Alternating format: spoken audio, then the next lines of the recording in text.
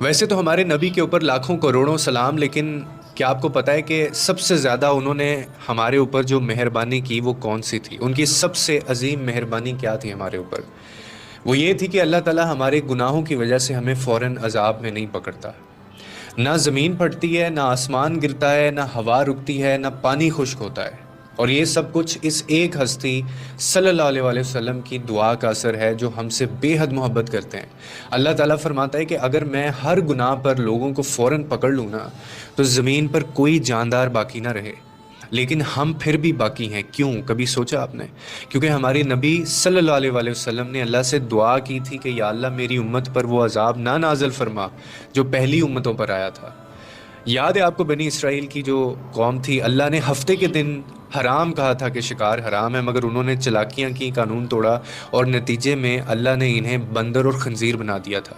کس کو یاد نہیں ہے شعیب علیہ السلام کی جو قوم تھی، ناپ تول میں کمی کیا کرتے تھے وہ لوگ، اور اس کے بدلے اللہ نے ان پر ایسی تباہی نازل کی کہ زمین ویران ہو گئی تھی، یہ ان کو سزا ملی۔ اور اس کے بعد قوم لوط علیہ السلام کی جو قوم تھی، بدکاری عام تھی، اب بدکاری عام ہو گئی، انہوں نے اللہ کے نبی کی باتوں کو جھٹلایا تو آسمان سے نا پتھروں کی بارش ہوئی تھی، اور ہر پتھر پہ ان کا نام لکھا ہوا تھا، سب ختم ہو گئے تھے۔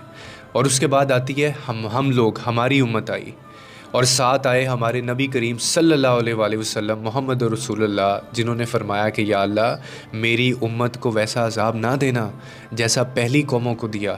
اور یہی تو ہمارے نبی صلی اللہ علیہ وآلہ وسلم کی سب سے بڑی مہربانی ہے ہمارے اوپر، کہ انہوں نے کبھی آپ یہ دیکھیں اپنی ذات کے لیے کچھ نہیں مانگا، نہ مال، نہ طاقت، اور نہ شہرت، ایک ہی دعا تھی بس، یا اللہ میری امت، میری امت، میری امت۔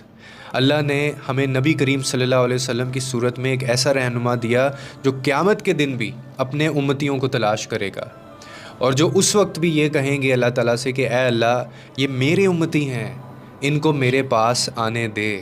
سبحان اللہ۔ اور کیا ہم نے کبھی سوچا ہے کہ ہم نے اس مہربان نبی صلی اللہ علیہ وآلہ وسلم کے ساتھ کیا سلوک کیا، جن کی وجہ سے ہم آج زمین پر سلامت ہیں، جن کی دعا سے ہمیں مہلت ملی ہے؟ کیا ہم ان کی کہی ہوئی جو احکامات ہیں ان کو پورا کرتے ہیں، جن کی وجہ سے اللہ ہمیں بار بار معاف کرتا ہے؟ کیا ہم لاج رکھتے ہیں ان کے جتنے بھی حکم ہیں؟ کتنی حسین، کتنی خوبصورت اور کیا شان تھی میرے نبی کی، کہ وہ کس طرح سے ہمارے لیے گڑ گڑا کے دعائیں کیا کرتے تھے، ورنہ آج ہم میں سے کوئی ایک بھی زمین کے اوپر باقی نہ رہتا، ہم سب ختم ہو چکے ہوتے۔ یہ سب سے بڑی مہربانی ہے اللہ تعالیٰ کی ہمارے اوپر اور ان کے حضور، ان کے توسط سے۔